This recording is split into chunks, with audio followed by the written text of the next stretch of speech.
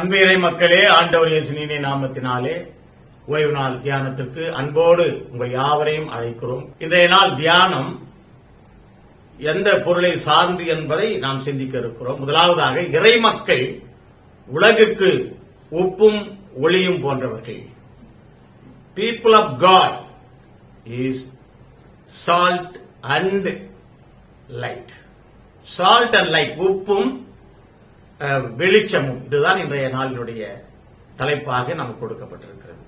ஆராதனைக்கு செல்வதற்கு முன்னதாக கர்த்தரை நோக்கி மனங்களை உயர்த்தி கண்களை மூடி பிரார்த்தனை செய்வோம். நல்ல ஆண்டவரே, இந்த அருமையான ஓய்வு நாள் தியானத்திற்காக நன்றி சுவாமி.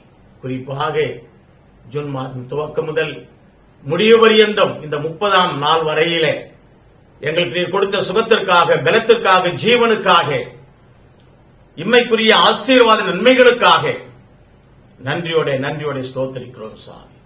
எத்தனையோ கிருபை உன் உயிர்க்கு செய்தாரே, எத்தனையோ கிருபை. நாம் ஆண்டவரே, எத்தனையோ அன்று வாக்கு எண்ணி அடங்காத நன்மைகளை எங்களுக்கு இந்த மாதத்திலே செய்திருக்கிறீர். அதற்காக நன்றியோட ஸ்தோத்திரிக்கிறோம். உமக்கு சித்தமானால் புதிய மாதத்திலே நாளை நுழையவும், அந்த மாதம் முழுமையும் தேவ கிருபையும், தேவ ஆசீர்வாதம், தேவ தயவும் எங்களோடு கூட இருக்கவும் நாங்கள் ஜெபிக்கிறோம் சாமி. விசேஷமாய் பள்ளி பிள்ளைகளை ஆசீர்வதியும், எல்லா பள்ளிக்கூடங்களையும், கல்வி ஸ்தாபனையும் ஆசீர்வதியும், கல்வியின் மேம்பாளர்களை அனைவரையும் ஆசீர்வதியும். தேவனுக்கு மகிமையாக அனைத்து பள்ளிகளும் ஆண்டவரையும் மாணவர்களை உயர்த்துகின்ற ஒரே எண்ணத்தோட செயலாற்ற கிருபை தான். மீட்பர் இயேசு என்பதை ஜெபிக்கிறோம் நல்ல பிதாவே. ஆமேன், ஆமேன். தேவதயவாக நம்முடைய ஆராதனைக்கு துவக்கமாக நம்ம ஒரு பாடலை பாடுவோம். காலையும் மாலையும் வேளையும் கர்த்தரை கருத்துடன் பாடிடுவேன். காலையும் மாலைய வேளையும் கர்த்தரை கருத்துடன் பாடிடுவேன். பரிசுத்தர் பரிசுத்தர் பரிசுத்தர் என தூதர் பாடிடும் தொனி கேட்குதே. பரிசுத்தர் பரிசுத்தர் பரிசுத்தர் என தூதர் பாடிடும் தொனி கேட்குதே. காலையும் மாலைய வேளையும் கர்த்தர் கருத்துடன் பாடிடுவேன். கர்த்தரின் வெளிச்சம் ஜீவனின் பலனும் கிருபையும் ரட்சிப்புமானார். கர்த்தரின் வெளிச்சம் ஜீவனின் பலனும் கிருபையும் ரட்சிப்புமானார். அஞ்சிடாமல் கலங்காமல் பயமின்றி திகிலின்றி அனுதினம் வாழ்ந்திடுவேன். அஞ்சிடாமல் கலங்காமல் பயமின்றி திகிலின்றி அனுதினம் வாழ்ந்திடுவேன். காலையும் மாலையும் வேளையும் கர்த்தர் கருத்துடன் பாடிடுவேன். நமது வேத தியானத்தின்படி இன்றைய நாளிலே கிறிஸ்தவர்கள், குறிப்பாக ஆண்டவரை ஏற்றுக்கொண்டவர்கள், ரட்சிக்கப்பட்டோம் என்று சொல்கிறவர்கள், தூயாவின் வல்லமையினால் இயங்கிக் கொண்டிருக்கிறோம் என்று சொல்கிறவர்கள், தூயாவின் வல்லமையினாலே திருச்சபை நடத்திக் கொண்டிருக்கிற அன்பு பெரியவர்கள் யாவரும் சிந்திக்கக்கூடிய சிந்தனை என்னவென்று சொன்னால், நம்முடைய வாழ்க்கையிலே, தனிப்பட்ட வாழ்க்கையிலே, கிறிஸ்தவ வாழ்க்கையிலே உப்பும் ஒளியும் காணப்படுகிறதா என்பதை நாம் சிந்திக்க வேண்டும். இதை குறிப்பாக நாம் பார்க்கும் பொழுது, இந்த உப்பும் ஒளியும் யார் என்று சொன்னால் இறைமக்கள். இறைமக்கள் தான் உப்பை போன்றவர்கள், ஒளியை போன்றவர்கள், இந்த உலகத்திற்கு உதவக்கூடியவர்கள் என்று பார்க்கிறோம். இறைமக்கள் யார் என்பதற்கு ஆதியிலே கொடுக்கப்பட்ட ஒரு விளக்கம் என்ன? பரிசேயரும் வேதபாரகரும் மாத்திரமே இறைமக்கள். அவர்கள்தான் இறைவனுக்கு தொண்டு செய்கிறவர்கள், இறை தியானம் செய்கிறவர்கள், இறைவனோடு பேசுகின்றவர்கள், ஜெபதபங்களில் ஈடுபடு. இதுதான் ஆதியிலே வந்திருந்த முறைமைகள். ஆனால் எம்பெருமான் இயேசு கிறிஸ்து என்று உலகத்திற்கு வந்தாரோ அன்று முதல் மத்தேயு சுவிசேஷத்தில் நீங்கள் பார்க்கும் பொழுது முதல் 12 வார்த்தைகளிலே மிக அழகாக இறைமக்கள் யார் என்பதற்கு விளக்கங்களை கர்த்தர் கொடுத்திருக்கிறார். எல்லாரும் பேறு பெற்றோர், பேறு பெற்றோர், பேறு பெற்றோர் என்று சொல்லுகின்ற ஆவியில் எளிமை உள்ளவர்கள் பாக்கியவான்கள், அவர்கள் பேறு பெற்றோர்கள். சாந்த குணமுள்ளவர்கள் பாக்கியவான்கள், அவர்கள் பேறு பெற்றவர்கள். அப்படியானால் பேறு என்று சொல்வது என்னவென்று சொன்னால் இறைமக்கள், அவர்கள்தான் இறைமக்கள். அது மாத்திரமல்ல, 1 பேதுரு புஸ்தகத்திலே 2ஆம் அதிகாரம் 9வது வசனத்துக்கு நாம் கடந்து போகும் பொழுது, நீங்களோ உங்களை அந்தகாரத்தில் இருளில் இருந்து தம்முடைய ஆச்சரியமான ஒளியினிடத்திற்கு வரவழைத்தவருடைய புண்ணியங்களை அறிவிக்கும்படிக்கு தெரிந்து கொள்ளப்பட்ட சந்ததியாயும். அதாவது ஆண்டவருடைய இறைமக்களாகிய நாம் யார் என்று சொன்னால், நாம் தேர்ந்தெடுக்கப்பட்டவர்கள், பிரித்தெடுக்கப்பட்டவர்கள். அடிக்கடி சொல்வாங்க நிறைய கிறிஸ்தவர்கள், நாங்க எப்படி எதிலிருந்து பிரித்தெடுத்தா, பாவ வாழ்க்கையிலிருந்து, தீமையான சுபாவங்களில் இருந்து, நன்மை அல்லாத செயல்பாடுகளிலிருந்து பிரித்து எடுக்கப்பட்டவர்கள். அடுத்ததுங்க, ராஜரீகமான ஆச்சாரிய கூட்டமாயும். ஆமா, ராஜரீகமான அரசு குழுக்களின் கூட்டம். நம்ம ராஜாக்களுடைய கூட்டமா இருக்கிறோம். அது மாத்திரமல்ல, பரிசுத்த ஜாதியாயும், தூய மக்களாய், தேவனுக்கு ஏற்ற மக்களாய். நான் பரிசுத்தர், ஆகவே நீங்களும் பரிசுத்தராய் இருங்கள் என்று சொன்னாரே, அந்த பரிசுத்த மக்களாய் இருக்கின்ற நம்மை ஆண்டவர் அழைத்திருக்கிறார். அது மாத்திரமல்ல, அவருக்கு சொந்தமான ஜனமாயும் இருக்கிறீர்கள். அவருக்கு சொந்தமான, we are all related to him. கர்த்தரோடு கூட நாம் இணைந்து காணப்படுகின்றவர்கள். கர்த்தருக்கு பணி செய்கின்றவர்கள் மாத்திரமல்ல, கர்த்தரோடு இணைந்தவர். ஆண்டவர் சொல்றாரு, எனக்கு அன்பாய் இருக்கின்றவர்கள் யாரோ அவர்கள் என் சிநேகிதர்கள் என்று சொல்கிறார். அப்படியானால் இறைமக்கள், பேறு பெற்றோர் யார் என்று சொன்னால், நீங்களும் நானும் கர்த்தருக்கு சிநேகிதராக இருக்கிறோம். அப்படிப்பட்ட நாம் சிந்திக்க வேண்டும். நான் எவ்விதமா இந்த உலகத்திலே அல்லது மாற்றத்தை அல்லது உலக பாடுகளிலே நான் இருந்து விடுபட்டு மக்கள் விடுவிக்கின்றவனாய் காணப்படுகிறேனா என்பதை நாம் சிந்தித்து பார்க்க வேண்டும். வேதத்தின் அடிப்படையிலே ஆண்டவர் சொல்றார், மிக அருமையாய் சொல்றாரு, இறைப்பணி என்பது, கர்த்தருடைய பணி என்பது அனைவரும் செய்யத்தக்கது. எல்லாரும் செய்யலாம். கர்த்தருடைய பணி அனைவரும் செய்யலாம். தான் சொன்னார், பேறு பெற்றோர் பேறு பெற்றோர் பேறு பெற்றோர் சொன்னார. அதுதான் இறைப்பணியை, கர்த்தருடைய பணியை அனைவரும் செய்ய முடியும். ஆனால் இன்று நாம் கூறுவது, பிறரை பார்த்து நீங்கள் உப்பாயிருங்கள், நீங்கள் வெளிச்சமாயிருங்கள் என்று சொல்லும்போது எளிதான ஒரு காரியத்தை சொல்லிட்டு போயிடும் அல்ல. முதலாவது என்னுடைய வாழ்க்கை, தனிப்பட்ட வாழ்க்கையிலே நான் உப்பாக பரிமளித்துக் கொண்டிருக்கிறேனா, நான் வெளிச்சமாய் பிரகாசித்துக் கொண்டு, முதல்ல அதை சிந்திக்கணும். நிறைய பேரு ஆண்டவருடைய அடியவர்கள், ஆண்டவருடைய ஊழியர்கள், ஆண்டவருடைய பேறு பெற்றவர்கள், ஆண்டவரால் தெரிந்து கொள்ளப்பட்டவர்கள், ராஜரீக கூட்டம், பரிசுத்த கூட்டம் என்று சொல்லிக் கொண்ட மக்கள் இதை சிந்திக்க மறந்து விடுகிறார்கள். நாங்கள் முதலாவதாக உப்பாக இருக்கிறோம், நாங்கள் முதலாவதாக வெளிச்சமாய் இருக்கிறோம் என்பதை மறந்து விடுகிறார்கள். ஆகவே இதை பற்றி சற்று நேரம் நாம் பிரயாசப்பட்டு இந்த காரியத்தை நாம் சற்று அலசி பார்ப்போம். பிறரை குறித்த உபதேசம் என்கிறது மிக எளிதான காரியம். என்னிலே உப்பு இருக்கிறதா, என்னிலே ஒளி இருக்கிறதா, இதை நாம் சிந்திப்போம். அப்படியானால் மாற்கு சுவிசேஷம் 9ஆம் அதிகாரம் 49-50 வசனம் வாசிப்போம். எந்த பலியும் உப்பினால் உப்பிடுவது போல எந்த மனுஷனும் அக்கினியால் உப்பிடப்படுவான். முதலாவது பார்க்கிறோம், இந்த உப்பு என்னடா அவ்வளவு விசேஷம் அப்படின்னா, உப்பு என்பது உடன்படிக்கையின் அடையாளம்.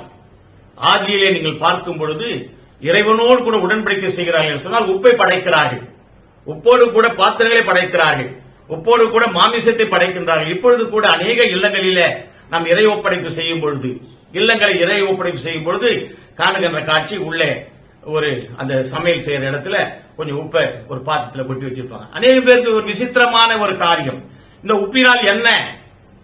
ஆனால் அந்த உப்பு கற்பிக்கின்றது தான் நாம் என்ன என்பதை கேட்க வேண்டும். அந்த உப்பு கற்பிக்கின்ற பாடம், இறைவனோடு கூட உடன்படிக்கை செய்கிறோம். முதலாவதாக இந்த உப்பு எதை கற்பிக்கிறது என்று சொன்னால், தன்னலம் துறந்த ஒரு வாழ்க்கையை, தன்னலம் துறக்கும் வாழ்க்கையை காட்டுகிறது. எப்படி என்றால், நாம் அறிந்தவாறு உப்பானது தன்னை அழித்துக் கொள்கிறது, உப்பானது கரைந்து விடுகிறது. உப்பை நாம கரைந்து விட்ட பிறகு உணவு சமைச்சு தட்டிலையோ இலையில போட்டு வச்சா நல்லா சாப்பிடணும், ரொம்ப டேஸ்டா இருக்குதுன்னு சொல்றோம். அந்த சுவையை கூட்டியது யார் என்பதை நாம் சிந்திப்பதில்லை. அந்த சுவையை கூட்டியது யார் என்பதனுடைய நிறத்தை நாம் சிந்திப்பதில்லை. அதான் சொல்றாங்க, தன்னைத்தானே அழித்துக் கொண்டு பிறருக்கு உப்பாக இந்த உப்பானது பயன்படுகிறது. அப்படியானால் தேவ ஜனமே, ஆண்டவர் சொல்றார், உன்னை போல் பிறனை நேசி என்று சொல்லி. நான் உப்பா இருக்கிறேன் என்று சொன்னால் நான் பிறனை கண்டிப்பாய் நேசிக்க வேண்டும். பிறரை நான் நேசிக்கிறேன் என்று சொன்னால் முழு மனதோடு நேசிக்க வேண்டும். ஏதோ அவனுடைய பொருளுக்காக அல்லது பதவி உயர்வுகளுக்காக அல்லது அவன் ஏதாவது கொடுப்பன் என்ற நிலைமைக்காக அல்ல. என்னோடு இணைந்தவனை என்னில் ஒருவனாக நான் பாவித்து உன்னை போல பிறனையும் நேசி என்றாரே, அருமையான கட்டளையை கற்றுக் கொடுத்தாரே, அந்த கட்டளையை பின்பற்றி நடக்க வேண்டும். அப்படி நடக்கும் பொழுதுதான் உப்பை போல நான் தன்னலத்தை துறக்கின்ற ஒரு மனிதனாக இருக்கிறேன். மத்திய புஸ்தகத்திலே 7ஆம் அதிகாரம் 3, 4, 5 வசனங்களை வாசிக்கும் பொழுது, நீ உன் கண்ணில் இருக்கிற உத்திரத்தை உணராமல். இதுதாங்க இன்றைய சமுதாயத்திலே நான் உப்பு என்று சொல்லி பெருமைப்பட்டுக் கொண்டிருக்கிறோம். நான் உப்பை போல இருக்கிறேன் சொல்லிக் கொண்டிருக்கிறோம். ஆனால் உப்பை போல இருக்கிற என்னுடைய கண்களிலே தூளங்கள் காணப்படுகிறது, உத்திரங்கள் காணப்படுகிறது, தீமைகள் காணப்படுகிறது. அவைகள் முதலாவது அகற்றப்பட வேண்டும். அதுக்கப்புறம் உன் சகோதரன் கண்ணில் இருக்கிற என்னிலே நான் குறையை முதலாவது கலைந்து விட்ட பிறகுதான் பிறனிடத்தில் நான் செல்ல வேண்டும். என்னில் நான் அன்பு கூர்ந்தால்தான் பிறரை நான் நேசிக்க முடியும். அதை போலவே என்னில் நான் குற்றங்களை உணர்ந்து தவறுகளை திருத்திக் கொண்டால்தான் பிறருடைய தவறுகளை திருத்த முடியும். இன்று அநேக அடியவர்கள், கிறிஸ்தவ தொண்டர்கள் என்று சொல்லுகின்றவர்கள் எல்லோரும் தங்களை திருத்திக் கொள்வதில்லை, பிறரை திருத்த முயல்கின்றார்கள். இதனாலதான் இன்றைக்கு சமுதாயம் வளர்ச்சி அடையவில்லை, உப்பை போல தன்னலம் துறக்கவில்லை என்றுதான் நாம் பார்க்கிறோம். அநேக பெரியவர்கள், தலைவர்கள் தங்களை மாற்றிக் கொள்ளாதபடி பிறர் மாற வேண்டும் என்று நினைக்கிறோம். இது தவறு. முதலாவது நான் மாற வேண்டும். இயேசு எம்பெருமான் சொன்னார் என்று சொன்னால், உன்னை போல பிறனை நேசி என்று சொன்னால், அவர் அன்பு கூர்ந்தார், அனைத்து மக்களுக்கு அன்பு கூர்ந்தார், பிதா விட்டு கீழே இறங்கி வந்தார், தன்னுடைய மேன்மைகளை எல்லாம் துறந்தார், உப்பை போல அழிந்தார், உப்பை போல அழிந்து சாட்சியாய் நின்றார். அதுதாங்க. ஆகவே இந்த உப்பு என்பது தன்னலம் துறக்கின்ற ஒரு தன்மையை நமக்கு காட்டுகிறது. லேவியர் புஸ்தகத்திலே 2ஆம் அதிகாரம் 13ஆம் வசனத்தை நாம் வாசிப்போம். நீ படைக்கிற எந்த போஜன பலியும் உப்பினால் சாரமாக்கப்படுவதாக. உப்பு என்பது மிக உன்னதமான ஒன்று. அதுதான் மத்திய சுவிசேஷத்தில் பார்க்க போறோம். உப்பானது சாரமற்று போனால் எதினால் சாரமாக்கப்படும்? சாரமற்று போவதே கிடையாது. சாரமற்று விட்டால் வெளியே கொட்டுவாங்க. ஆனா இந்த நிலைமையில இந்த உப்புக்கு வந்ததே கிடையாது. அப்படியானால் கிறிஸ்துவாகிய நமக்கு சாரமில்லாத நிலைமை வருமா? வந்து விட்டதா? வந்து கொண்டிருக்கிறதா? சிந்தித்து பார்ப்போம். எனக்கு அருமையானவர்களே, இந்த உடன்படிக்கையை நாம் செய்வோம். எந்த உடன்படிக்கை? என்னை நான் அழித்துக் கொண்டாலாவது, என்னை மறைத்துக் கொண்டாவது பிறருக்கு உப்பை போல சுவையை கொடுப்பேன், உப்பை போல உதவி செய்வேன், உப்பை போல நல்ல விதமான நிலைமைகளை நான் மாற்றுவேன் என்று சொல்லி அந்த உப்பை போன்ற ஒரு மேலான தன்மை, தன்னலத்தை துறக்கின்றதே. அந்த தன்னலம் என்பது யாருடைய வாழ்க்கையில் இருக்கிறதோ அவர்கள் தலைவர்கள் அல்ல, அவர்கள் ஊழியர்கள் அல்ல, அவர்கள் உபதேசியார்கள் அல்ல, அவர்கள் பிரசங்கிமார்கள் அல்ல, அவர்கள் கிறிஸ்தவர்கள் அல்ல. இதுதான் உண்மை. யார் தன்னலம் எனக்கு வேண்டும் என்று நினைக்கிறார்களோ அவர்கள் ஒன்றுமில்லாத காலி பாத்திரங்கள், ஒன்றுமில்லாத வெண்கல மணி போல ஓசை எடுக்கின்ற கைத்தாள்களைப் போல இருக்கிறார்கள். ஆனால் நான் ஏதாவது என்னிடத்தில் வர வேண்டுமானால் இந்த தன்னலத்தை நான் துறக்க வேண்டாம். இரண்டாவது பாருங்க, கொலோசியர் புஸ்தகத்தில் 4ஆம் அதிகாரம் 6வது வசனத்தை வாசிப்போம். அவனவனுக்கு இன்னபடி உத்தரவு சொல்ல வேண்டும், உத்தரவு செய்ய வேண்டும் என்று நீங்கள் அறியும்படி உங்கள் வசனம் எப்பொழுதும், உங்கள் வசனங்கள், உங்களுடைய வார்த்தைகள் எப்பொழுதும் கிருபை பொருந்தினதாயும் உப்பால் சாரமேறினதாயும் இருப்பதாக. முதலாவது தன்னலத்தை துறக்கின்ற உப்பினுடைய வாழ்க்கை. இரண்டாவது பிறர் நலத்தை காக்கின்ற உப்பு. பிறர் நலத்தை காக்கின்ற உப்பாக நாம் காட்சி தர வேண்டும். அதுதான் நாம் பார்க்கிறோம். உப்பினுடைய தன்மை சுவையூட்டுவது மட்டுமல்ல, மறைந்து விடுவது மட்டுமல்ல, கரைந்து செயலாற்றுவது மாத்திரமல்ல, பிறருடைய வாழ்க்கைக்கு வழிகாட்டியாய் காக்கின்றதாய் காணப்படுகிறது. உங்களுடைய வசனங்கள், நீங்கள் பேசுகின்ற வார்த்தைகள் உப்பினாலே உப்பால் சாரமேறினதாக. அப்படியானால் இந்த உப்பால் சாரமேறியது என்று சொன்னால், நான் சொல்லுகின்ற வார்த்தைகள் ருசியுள்ள வார்த்தைகளாய், பிறருடைய நலனுக்கு சொல்லுகப்படுகின்ற வார்த்தைகளாய் காணப்பட வேண்டாம். நலன் அல்லாத வார்த்தைகளை நான் சொல்கிறேன் என்று சொன்னால் அது உப்பால் சாரமேற்றப்பட்ட வார்த்தைகளாய் இருக்கவே இருக்கு. ஆகவே இயேசுவானவர் தன்னை தாழ்த்தினார். உப்பை போல கரைந்து விடுவதைப் போல அநேக இடங்களிலே ஆண்டவர் தன்னை முன்னிலைப்படுத்தவே இல்லை. ஒரு அருமையான குழந்தையை தூக்கி தான் நிறுத்துறார். இந்த குழந்தையை போல மாறாதவன், என்னை போல மாறாதவன் சொல்லுங்க ஆண்டவர். இந்த குழந்தை போல மாறாதவன். எவ்வளவு அழகான ஒரு உவமையை சொல்றாரு பாருங்க. எல்லா இடத்திலுமே நாம் பார்க்கும் பொழுது உன் பாவங்களை நீ சொல்லு என்று சொல்றார். ஆகவே தன்னை மேன்மைப்படுத்திக் கொள்ளவில்லை. மேன்மையாக இருந்தவர், உயர்ந்த இடத்திலே இருந்தவர் தாழ்ந்த இடத்திற்கு தன்னை தாழ்த்தினார். உப்பும் அவ்விதமாகவே தன்னை தாழ்த்தி மக்களிடத்திலே தன்னை அர்ப்பணிக்கிறது, ருசியை கொடுக்கிறது, தன்னலமற்ற வாழ்க்கையை கொடுக்கிறது. ஆகவே உப்பானது நோய்களை குணப்படுத்துகிறது, உடன்படிக்கையாய் இருக்கிறது. இதை நாம் சிந்திக்கின்றோமா? பிலிப்பியர் புஸ்தகத்தில் 2ஆம் அதிகாரம் 6வது வசனத்தில் கடந்து போவோம். தம்மை தாமே வெறுமையாக்கி, ஆமாங்க, இயேசு கிறிஸ்து தம்மை தாமே வெறுமையாக்கி பிறர் நலத்தை காப்பதற்காக உப்பு எப்படி தன்னை ஒதுக்கி தன்னை கரைந்து தன்னை மறைந்து காணப்படுகிறதோ அதை போலவே இயேசுவானவர் என்ன செய்தார்களாம்? தாமே வெறுமையாக்கி, தம்மை தாமே வெறுமை வெறுமை வெறுமை ஒன்றுமில்லாதவளாக மாற்றினார். எல்லாம் உடையவர். பூமியும் அதன் நிறைவும் உலகமும் அதில் உள்ள குடிகளும் கர்த்தருடையது. அப்படிப்பட்ட கர்த்தர் நமக்காக, நம்மை விடுவிக்க, நம்முடைய நலன் காக்கப்பட இங்கே பூமிக்கு வரும்பொழுது தன்னை வெறுமை ஆக்கினார், ஒன்றுமில்லாதவளாக மாற்றினார். அது மாத்திரமல்ல, படிங்க, அடிமையின் ரூபம் எடுத்து அடிமையாக மாறினார். அடிமை என்பது மிக மோசமான ஒரு நிலைமை. அடிமை வாழ்விலே யார் யார் அடிமைகளாக இருக்கிறார்களோ, இப்ப சொல்றோம் பாவத்திற்கு அடிமை, பலவிதமான தீமைகளுக்கு அடிமை. இந்த அடிமைகள் அல்ல. இந்த அடிமைகள் என்பது அந்த காலத்தில் இருந்த ராஜரீக கூட்டத்திற்கு அடிமைகள், வேதப்பாரருக்கு அடிமைகள், பரிசேயருக்கு அடிமைகள். அவர்கள் அடிமைகளாக இருக்கிறவர்கள் ஆலயத்திற்குள்ளே வரக்கூடாது, அடிமைகளாக இருக்கிறவர்கள் வெளியே வரக்கூடாது, சந்தைக்கு அடிமைகளாக வீட்டிலேயே வேலை செய்ய வேண்டும். ஆகவே ஆண்டவராகிய இயேசு கிறிஸ்து தன்னை தாழ்த்தினார், அடிமையாக்கினார், மனுஷர் சாயலானார். மனுஷர் நம்மை போலவே ரூபமாக்கப்பட்டார். நம்மை போலவே ரூபமாக்கப்பட்டு தாழ்மையை சகித்து மரித்தார். ஆகவே நாம் நம்முடைய வாழ்க்கையில உப்பை போல இயேசு தம்மை தாழ்த்தினதாலே, உப்பை போல இயேசு தம்மை இழந்ததினாலே, உப்பை போல இயேசு தம்முடைய வாழ்க்கையை பிறருக்கு சுவையுள்ளதாக மாற்றிக் கொடுத்தது போல நாம் மாற்றித்தர அன்போடு அழைக்கப்படுகிறோம். இரண்டாவதான ஒரு காரியம் வெளிச்சம். முதலாவது உப்பு, இரண்டாவது வெளிச்சம். இந்த உப்பும் வெளிச்சமும் வெவ்வேறு திசையிலே திரும்பக்கூடியது. உப்பு என்பது ஒரு பக்கம், வெளிச்சம் என்பது ஒரு பக்கம். உப்பு என்பது மறைந்து செயலாற்றுகின்றது, வெளிச்சம் வெளிவந்து செயலாற்றுகிறது.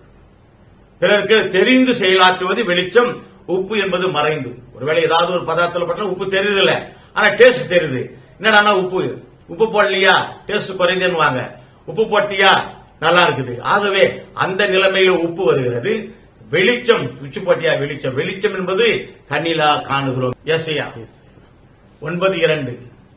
இருளிலே நடக்கிற ஜனங்கள், இருளிலே நடக்கின்ற ஜனங்கள் பெரிய வெளிச்சத்தை கண்டார்கள். இந்த உலகமானது இருள் நிறைந்து காணப்படுகிறது. இருள் என்று சொன்னால் இருளான செயல்பாடுகள், தீமைக்கு ஏதுவான காரியங்கள், பலவிதமான பொல்லாத வஞ்சகமான சூழ்நிலைகள், பதட்டமான சூழ்நிலைகள், பலாத்காரங்கள், கொள்ளையடிப்புகள், பதுக்குகள், கள்ள பணங்கள். இப்ப சமீபத்தில் கள்ள சாராயத்தினால எண்ணற்ற மக்கள் இறந்து போனார்களே, இதுவும் ஒரு பாதை தெரியாத இருட்டின் தன்மைதான். இந்த இருட்டில் இருக்கிற மக்கள் பெரிய வெளிச்சத்தை கண்டார்கள். பெரிய வெளிச்சம். இயேசு பிறந்ததே இந்த உலகத்திற்கு ஒரு வெளிச்சம். அப்படியானால் இந்த வெளிச்சமானது முதலாவதாக பாதையை காட்டுகின்ற வெளிச்சமாய் காணும். என்னுடைய பாதை, நான் நடக்க வேண்டிய பாதையை எனக்கு காட்டுகின்றது. அந்த உப்பானது பூமிக்குரியது, மண்ணுக்குரியது. இந்த வெளிச்சமானது விண்ணுக்குரியது. இதை இரண்டும் ஒன்னா சேரும்பொழுது தான் நாம கர்த்தருக்குரியவர்களாய் மாற்றப்படுகிறோம். விண்ணுக்குரியதும் மண்ணுக்குரியதும் ஒன்றாக ஆகிறது. அப்படியானால் நம்முடைய வாழ்க்கை உப்பை போல வெளிச்சத்தை போல மாறாவிட்டால் ஆண்டவரோடு கூட நாம் இணைய மாட்டோம். ஆகவே ஆண்டவரோடு கூட இணைய வேண்டுமானால் என்னுடைய வாழ்க்கை இருள் நிறைந்த வாழ்க்கை அல்ல. இருளிலே இருக்கின்ற மக்கள் வசிப்பதற்காக, அவர்கள் மீண்டும் பிரகாசமான ஒரு வாழ்க்கையை ஏற்படுத்திக் கொள்வதற்காக எம்பெருமான் இயேசு வந்ததைப் போல இந்த உலகத்திலே நாம் வெளிச்சத்தை, பாதை காட்டுகின்ற வெளிச்சத்தை பின்பற்றுகிற பிள்ளைகளாயிருப்போம். அதே சங்கீத புஸ்தகத்திலே 119ஆம் சங்கீதம் 105ஆம் வசனத்தில் நாம் கடந்து போவோம். உம்முடைய வசனம் என் கால்களுக்கு தீபமும், என் பாதைக்கு வெளிச்சமாய் இருக்கிறது. என் பாதைக்கு நித்திய வாழ்வினுடைய ஒளியாய் இருக்கிறது. அவருடைய வசனங்கள். வேதத்தை கையிலே வைத்துக் கொள்வது மாத்திரமல்ல, வேதத்தை கட்டளத்தில் வைத்து செல்வது மாத்திரமல்ல, ஆலயத்திலே எழுந்து நின்று வாசிப்பது மாத்திரமல்ல, வாரந்தோறும் ஒரு சங்கீதத்தை மாறி மாறி வாசிப்பதனால் அல்ல. என கருமையானவர்களே, தினம் தினம் தினம் அந்த வசனங்கள் நம்முடைய வாழ்க்கைக்கு, பாதைக்கு வெளிச்சமாக இருக்க வேண்டும். அப்படியானால் கர்த்தருடைய வசனங்கள் வெளிச்சமாய் இருக்கிறது. பாதையை காட்டுகின்ற வெளிச்சம் என்று சொன்னமே, அந்த வெளிச்சம் கர்த்தராகிய இயேசு கிறிஸ்து அவர் கொடுத்த வசனங்கள் தான் வேதத்தில் அடங்கி இருக்கிறது. அந்த வார்த்தைகள் தான் எனக்கு வெளிச்சத்தை அழுகிறது. இந்த நிலைமை நம்முடைய வாழ்க்கையில் நினைக்க வேண்டும். ஏசாயா புஸ்தகத்திலே 60ஆம் அதிகாரம் 1ஆம் வசனம் படிங்க. எழும்பி பிரகாசி, எழும்பி பிரகாசி. எனக்கு அருமையான தேவ மக்களே, இன்னுமாய் கூட இருளிலே அழிந்து கொண்டிருக்கிறோம், பாவ செட்டிலே மூழ்கி கொண்டிருக்கிறோம், பரிதாபமான வாழ்க்கையை மேற்கொண்டிருக்கிறோம். இன்னமும் சூழ்ச்சிகள், இன்னமும் பலவிதமான பலவீனமான சூழ்நிலைகளை நாம் ஏந்தி கொண்டிருக்கிறோம், பலாத்காரமான நிலைமைகள். இந்த நிலைமைகள் இருக்கிற நம்மை என்ன சொல்ற பாருங்க, எழும்பி பிரகாசி, எழும்பி பிரகாசி. அருமையான சகோதரனே, இன்னுமாய் கூட நீ உப்பை போல வெளிச்சத்தை போல மாறாமல் அழிந்து கொண்டிருக்கிறாயே. ஆகவே நான் எழும்பி விட்டேன், நான் பிரகாசிக்கிறேன், நான் சுவைகளோனாய் மாற்றப்பட்டு விட்டேன். என்னுடைய வாழ்க்கை பாதையை காட்டுகின்ற வசனத்தை ஏந்தி வைத்து இருக்கிறது. ஆகவே உங்களுக்கும் அந்த வெளிச்சத்தை தருகிறோம். நீங்கள் எழும்பி பிரகாசி. ஏனென்று சொன்னால் உங்களிடத்திலே ஒளி வந்தது. தேவனுடைய மகிமை உங்கள் மேல் என்ன பண்றதுங்களா, பிரகாசிக்கிறது. ஆகவே உப்பை போல தன்னை மறைத்தும் ஒளியை போல தன்னை வெளிப்படுத்தியும் வாழுகின்ற வாழ்க்கை தான் பாதையை காட்டுகின்ற வாழ்க்கை. யோவான் சுவிசேஷத்திலே 8ஆம் அதிகாரம் 12ஆம் வசனம் கடந்து போவோம். நான் உலகத்திற்கு ஒளியாய் இருக்கிறேன், நான் உலகத்திற்கு ஒளி. என் இயேசுவான கடவுள் சொல்லுகிறது, இறைவன் சொல்லுகிறது, நான் தான் வெளிச்சம். I am the light of the world. இந்த உலகத்திற்கு நான் ஒளியாயிருக்கிறேன். என்னை பின்பற்றுகிறவன் இருளிலே நடவாமல். அதுதாங்க முக்கியமானது. என்னை பின்பற்றுகிறவள் யாரோ, ஒருவேளை ஊழியரோ அல்லது மூப்பரோ அல்லது குருசேகர குழு உறுப்பினரோ அல்லது வேதத்தை சொல்லுகின்ற அருமையான பெரியவர்களோ தலைவர்களோ அல்ல, எப்படி பண்ணமா என்ன சொல்றது படிங்க. என்னை பின்பற்றுகிறேன் என்று சொல்லிக் கொண்டிருக்கிறார்களே, அவர்களிடத்திலே இருளிலே நடவாமல். அவர்கள் இருளில் நடக்கக்கூடாது. நான் நடக்கக்கூடாது இருளில். நான் நடக்காவிட்டால் தான், என்னிடத்திலே பொறாமை இல்லை என்று சொன்னால் தான் பிறரை பார்த்து பொறாமைப்படாது என்று சொல்ல முடியும். இடத்திலே வஞ்சகமான எண்ணம் இல்லை என்று சொன்னால் தான் பிறரை பார்த்து வஞ்சகிக்காது என்று சொல்ல வேண்டும். இடத்தில் இச்சிக்கின்ற புத்தி இல்லை என்று சொன்னால் தான் பிறரை பார்த்து இச்சியாது என்று சொல்லுவேன். என்னிடத்திலே நான் குறைகளை வைத்துக் கொண்டு செயலாற்றுவேன் என்று சொன்னால் இந்த வார்த்தைகள் வீணாக போய்விடும். ஆகவே தான் சொல்றாரு, என்னை பின்பற்றுகிறவர் யாராயிருந்தாலும் அவர் என்ன பண்ணுவதில்லையா, இருளிலே நடப்பதில்லை. அல்லேலூயா. எனக்கு அருமையானவர்களே, இருளின் பிள்ளைகளாக அல்ல, பாதையை காட்டுகின்ற வெளிச்சத்தின் பிள்ளைகளாக படிங்க.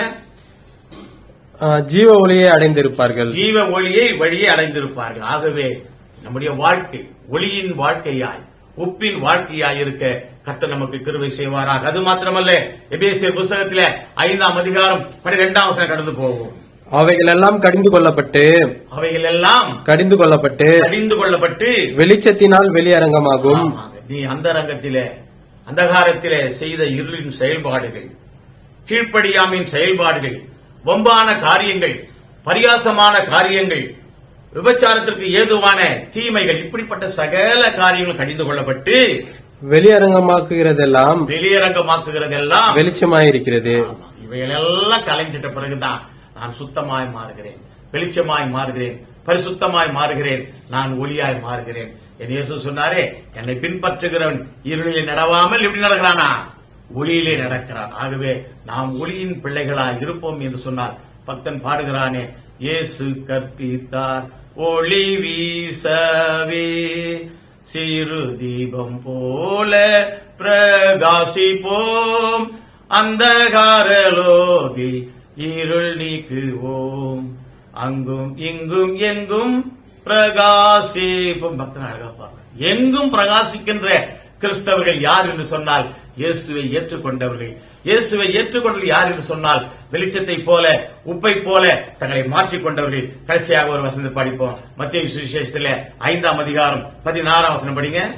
இவ்விதமாய் மனுஷர் உங்கள் நற்கிரைகளை கண்டு, மிக அருமையான உப்புக்கும் அருமையான வெளிச்சத்திற்கும் காணப்படுகின்ற ஒரு சாட்சி என்னுடைய வாழ்க்கையிலே மனுஷர் உங்கள் நற்கிரைகளை கண்டு பரலோகத்தில் இருக்கிற உங்கள் பிதாவை மகிமைப்படுத்தும்படி. என்னுடைய வாழ்க்கையிலே உப்பு இருக்குமானால், என்னுடைய வாழ்க்கையிலே வெளிச்சம் இருக்குமானால், அது நற்கிரியைகளாக, நற்காரியங்களாக, நற்செயல்களாக மாறுகிறது. அந்த நற்காரியங்கள் பரலோகத்தில் இருக்கிற எம்பெருமான் இயேசுவை மகிமைப்படுத்துகிறது. அல்லேலூயா. நாம் செய்கின்ற செயல்பாடுகள் எல்லாவற்றிலேயும் தேவன் மகிமை அடைகிறாரா? சிந்தித்து பார்ப்போம். சமுதாயத்திலே நாம் உழந்து கொண்டிருக்கிறோம். சமுதாயத்திலே நாம் வாழ்ந்து கொண்டிருக்கிறோம். இந்த சமுதாயத்திலே பிணி நீக்குகின்ற கிறிஸ்தவர்களாய், எல்லா விதமான போராட்டங்களிலே நின்று மக்களுக்கு விடுதலை தருகின்ற கிறிஸ்தவர்களாய் காணப்படுகிறோமா? வெளிச்சம் அளிக்கின்ற கிறிஸ்தவர்களாய் காணப்படுகிறோமா? சிந்தித்து பார்ப்போம். எனக்கு அருமையானவர்களே, உப்பை போல தாழ்த்துகிறோமா? உப்பை போல சுவை கூட்டுகிறோமா? உப்பை போல தன்னலமின்றி வசிக்கிறோமா? சிந்தித்து பார்ப்போம். வெளிச்சத்தை போல வழிகாட்டுகிறோமா? பிறருக்கு வழிகாட்டுகிறோமா? நன்றாக சிந்தித்து பார்க்க வேண்டும். எம்பெருமான் இயேசு இந்த உலகத்தில் வந்தது நம்மை வாழ்விக்க என்று சொன்னால், நம்முடைய வாழ்க்கையிலே உப்பை போலவும் வெளிச்சத்தை போலவும் குண நலன்கள் பெற முதலாவது ஆண்டவர் ஆசிக்கிறார். ஆகவே நம்முடைய வாழ்க்கையிலே இந்த உப்பை போன்ற தன்மையும் வெளிச்சத்தின் தன்மையும் நிறைந்து காணப்படுகின்ற பிள்ளைகளாக இருக்க வேண்டிய நாள் தலைப்பு மிக அருமையான ஒரு தலைப்பை தென்னிந்திய திருச்சபை சென்னை பேராயம் தெரிவு செய்து கொடுத்திருக்கிறார்கள். நீ உப்பை போல வாழ், நீ வெளிச்சத்தை போல வாழ், ஒளியை போல் இரு என்று சொல்லி இனிமேலாவது போதிக்கிற நான் ஆகாதவன் என்று ஆகாதபடி கர்த்தர் கிருபை செய்வாராக. உங்களை கர்த்தர் ஆசீர்வதிப்பாராக. தலையில் தாழ்த்தி ஜெபிப்போம். நல்ல ஆண்டவரே, இந்த அருமையான காலை தியானத்திற்காக நன்றி சுவாமி. என்னுடைய வாழ்க்கையிலே உப்பை போல நாங்கள் தன்னலத்தை துறக்கிறோமா? உப்பை போல பிற நலத்தை நாடுகிறோமா? ஒளியைப் போல பிறருக்கு பாதையை காட்டுகிறோமா? சிந்திக்க நீர் கொடுத்த நல்ல சந்தர்ப்பத்திற்காக நன்றியோட ஸ்தோத்திரிக்கிறோம். அடியனுடைய வார்த்தைகளிலே தவறுகள் இருக்குமானால் தயவாக மன்னி மீட்பிரேசனத்தை ஜெபிக்கிறோம் நல்ல பிதாவே. ஆமென். தேவனுடைய இரக்கமுள்ள கிருபைக்கும் பராமரிப்புக்கும் நம் யாவரையும் ஜெபிக்கிறோம். பிதா, குமாரன், தூயாவின் ஆசீர்வாதம், வழிநடத்தல், தெய்வீக சமாதானம் யாவரோடும் குறிப்பாக நம்முடைய வாழ்க்கையோடும் நிலைத்திருந்து நாம் உப்பை போலவும் வெளிச்சத்தை போல பிரகாசிக்க கர்த்தர் கிருபை செய்வாராக. ஆமீன், ஆமீன். God bless you.